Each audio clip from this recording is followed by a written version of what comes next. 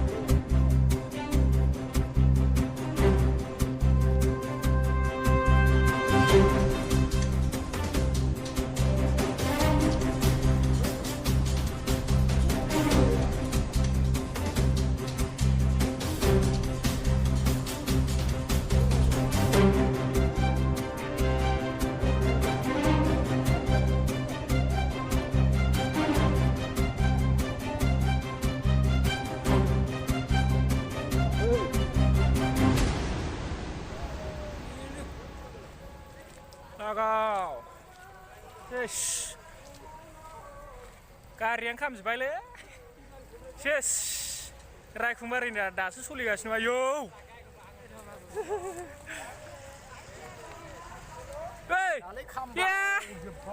सेसलै